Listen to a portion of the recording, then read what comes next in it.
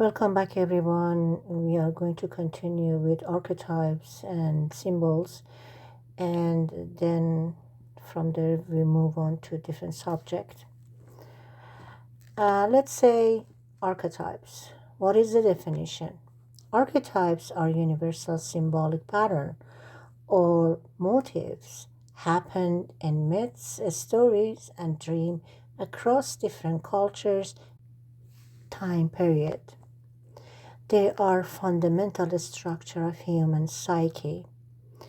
In mysticism, archetypes are deeper aspect of our personalities and spiritual journey. Carl Jung, the Swiss psychiatrist, concept on archetypes is partially as part of his theory of collective consciousness. Archetypes are universal themes that reside in the collective consciousness of all people. Some of the examples. Hero represents one's journey towards self-discovery and overcoming trials, usually found in stories of gods, deities, and mystical figures who fought against darkness. Shadow symbolizes the hidden, mainly the darker aspect of self. The wise old man or woman, wisdom, guidance, spiritual insight, like sages, oracles, and a spiritual teacher. Trickster represent chaos, change, distortion of norms. It is mischievous or deceptive, but it can provoke growth and transformation.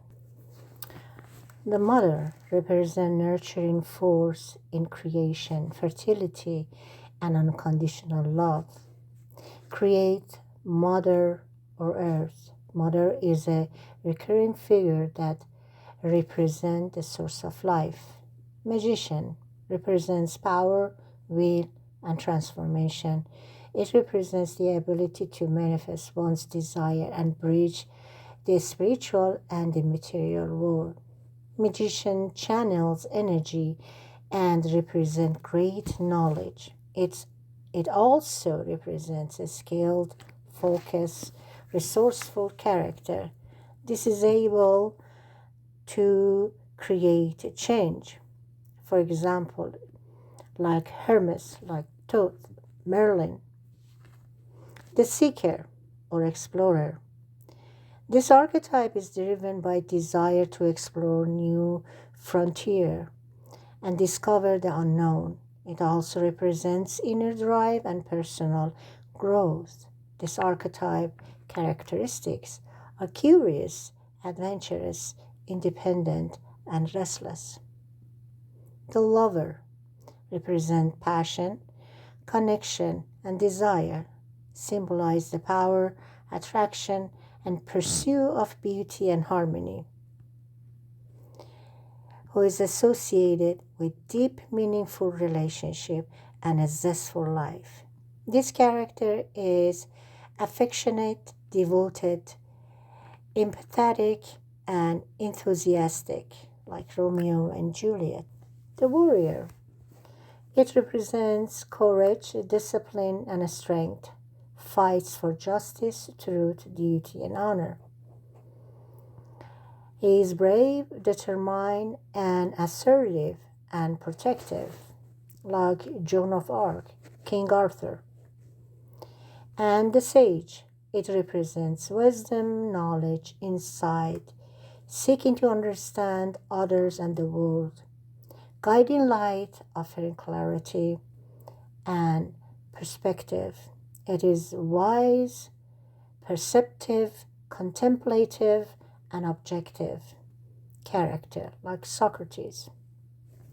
The creator or artist.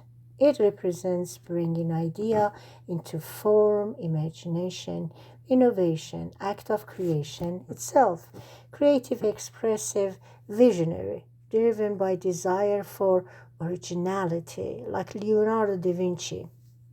Caregiver.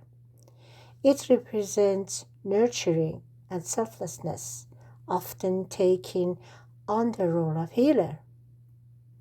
Protector and supporter also represents unconditional love, well-being, compassionate. It also reliable and supportive, like Mother of Jesus, Florence Nightingale. These were some of the archetypes. There are more, but we just mentioned some of the mainly important one or common one. The next subject is how to read and decode symbols and archetypes. Developing symbolic literacy, decoding symbols and archetypes by understanding multi-layered meaning of symbols and resonation with personal and collective experiences. There are certain things that we can do and help us throughout this journey, like meditation and reflection, meditation on symbols and archetypes, noticing feeling, thoughts, imaginary vision during the process of meditation. And the other things that we have, other subject that we have to pay attention is connect with your intuition. Be patient and take your time. Do the research, do the journaling and analyzing. Use mystical and esoteric text as reference, personal interpretation. Connect with collective consciousness or collective unconscious. Dream symbols, creative expansion and expression, guided visualization. Now, practical application of symbols and archetypes in mysticism. This could happen by spiritual growth. 1, we can develop inner wisdom, access beyond rational mind. 2, enhance meditation and focus. Use aids such as mantra, mandala, sound, scent, other tools that we know to achieve higher consciousness. Do shadow work, find your shadow self and heal your shadow and understand it in order to raise your vibration. Also, you can use tarot cards. Some people prefer to do that. And they are resonating with archetypes. They can be a guidance. Then astrology provides insight into personality traits and life pattern. And for example, like Mars as a warrior, Venus as lover, and alchemy, which is a spiritual transformation, turn self, which is a lower frequency, to be enlightened. And useful steps are, again, one more time, visualization and meditation, creative art that can help a lot, ritual, a certain system that you use it's like a good preparation for that. Self-reflection, and which is finding your archetype. Role-playing, understand others' archetype. Story analyzing, use myth, stories, and movies. We are going to move a little bit toward understanding soul. What is soul, spirit, and mind? The difference between them. Soul is eternal and non-material essence of a person, the core of our existence, source of consciousness and uniqueness.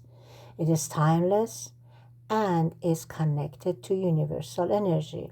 It is beyond physical life, timeless, matterless, eternal energy. What is a spirit? A spirit is energy of life and connected divine or universal consciousness. An acute energy. Soul is considered to be eternal essence of a person. A spirit is considered to be active and dynamic energy that connect us to higher realm. In another word, a spirit is a spark of life that can grow and be creative and active energy. Now, what is mind? It is part of us that is responsible for thoughts, emotions, perceptions, memories, and actions. It can be the seat of consciousness and awareness. It is part of us that help us to interact with the world. Mind has two parts: conscious mind, subconscious mind. Conscious mind is active awareness. Subconscious mind is hidden or subtle pattern. What is self-awareness?